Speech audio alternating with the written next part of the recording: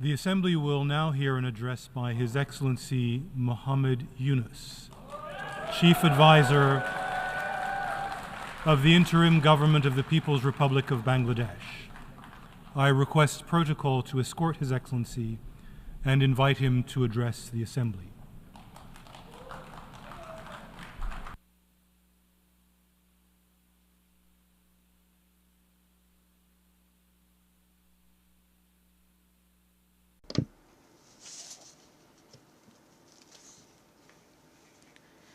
Bismillahirrahmanirrahim. Mr. President,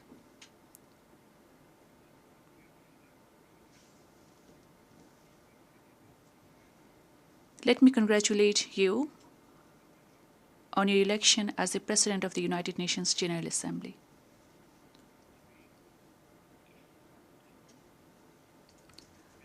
I would like to assure you of Bangladesh delegation's full cooperation throughout the session.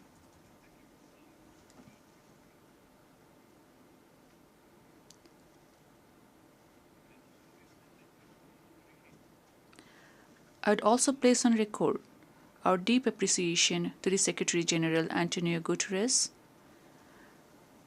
for his unwavering commitment to deliver on the UN mandates and address the global challenges.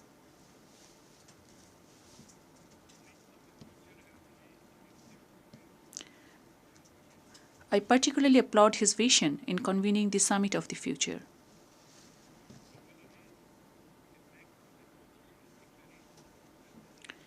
The Pact for the Future and the Declaration on Future Generations could help in setting pathways beyond Agenda 2030.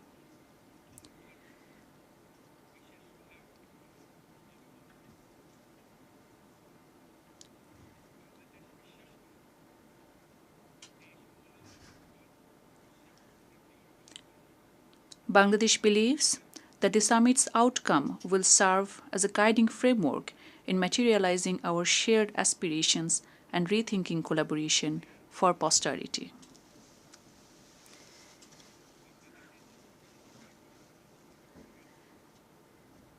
I stand in this Parliament of Nations thanks to an epochal transformation that Bangladesh witnessed this July and August.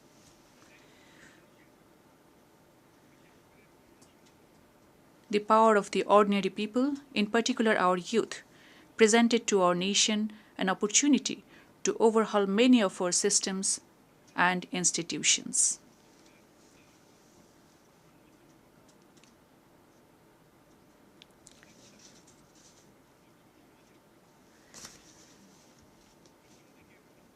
The uprising led by the students and youth was initially aimed at ending discrimination.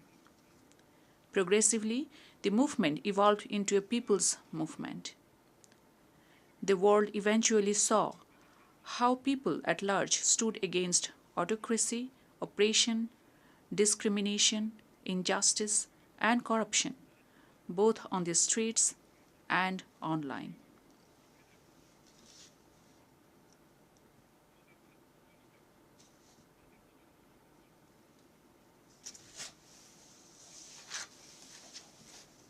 Our people, particularly youth, gained us independence from an autocratic and undemocratic regime with an exceptional resolve and capability. That collective resolve should define Bangladesh of the future and place our nation as a responsible state in the Committee of the Nations.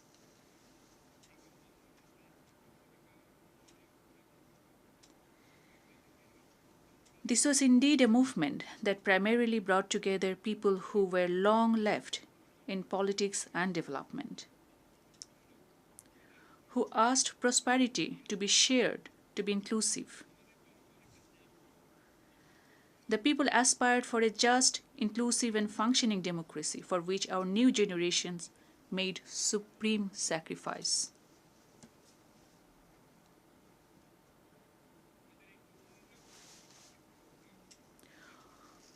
We were moved by the wisdom, courage, and conviction our youth showed. Even braving bullets bare chest.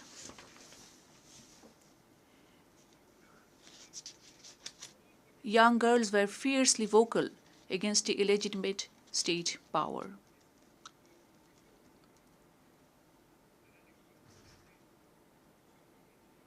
School-going teenagers laid down their lives. Hundreds lost their eyes forever. Mothers, day laborers, and scores of people across cities lent their shoulders for their children.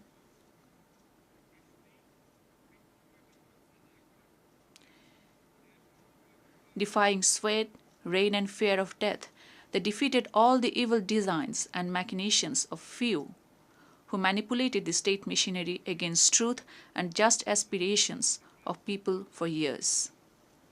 The People's Movement left an estimated over 800 martyrs in the hands of the autocratic regime. Bangladesh was born because of her people's profound belief in liberalism, pluralism, and secularism.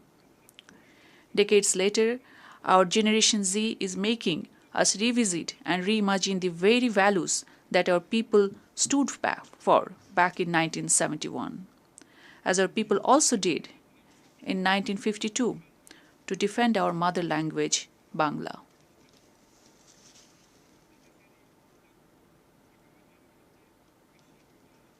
We believe this revolution that the world witnessed in Bangladesh in the span of few weeks may inspire many across communities and countries to stand for freedom and justice.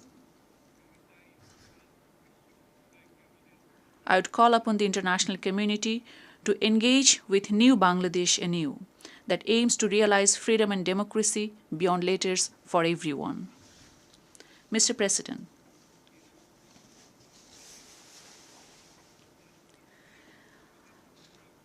our youth and people together entrusted me and my colleagues in the Council with enormous responsibilities to reconstruct a decaying state apparatus.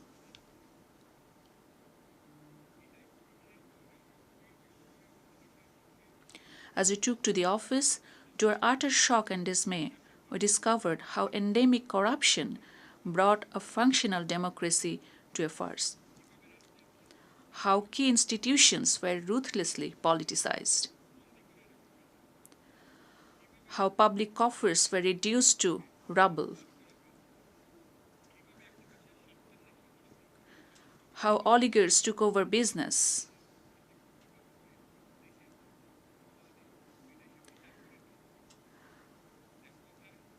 How chosen few concentrated wealth in their hands and amassed and laundered wealth out of Bangladesh. In all, justice, ethics, and morality almost at every level reached a low.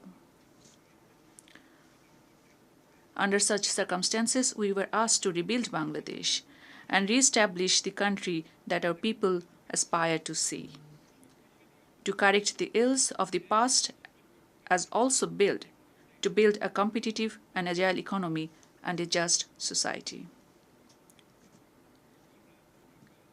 In a drastically changed scenario, all political parties are now free to voice their views and opinions.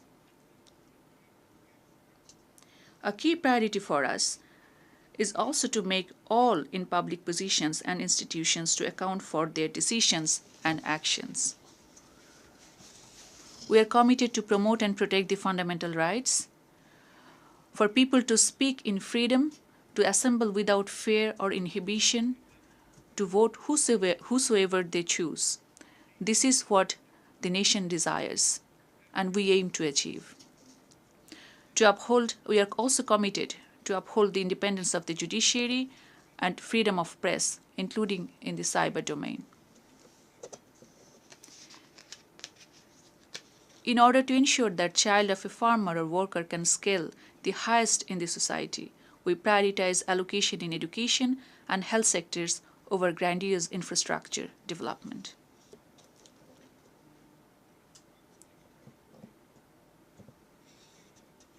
We also aim at ensuring good governance across all sectors. I wish to assure that our government shall adhere to all international, regional, and bilateral instruments that Bangladesh is party to. Bangladesh will continue to remain an active proponent of multilateralism with the UN at the core. Bangladesh is open to nurture friendly relations with all countries based on mutual respect, upholding our dignity and pride and shared interests. Mr. President, in the last 7 weeks, the government has initiated several actions. At our request, the UN High Commissioner for Human Rights has dispatched a fact-finding mission to investigate into the gross human rights violations during the People's Movement and to suggest for sustainable course correction. That mission has already started work on the ground in Bangladesh. I wish to register my deep appreciation to the High Commissioner, Volker Turk. We have acceded to the International Convention for Protection of All Persons from Enforced Disappearance within 2 weeks in office.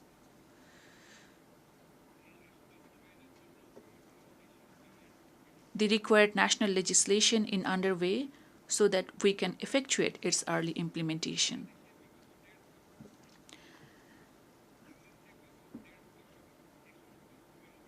An inquiry commission has started investigating into all the cases of enforced disappearances reported during the past decade and a half.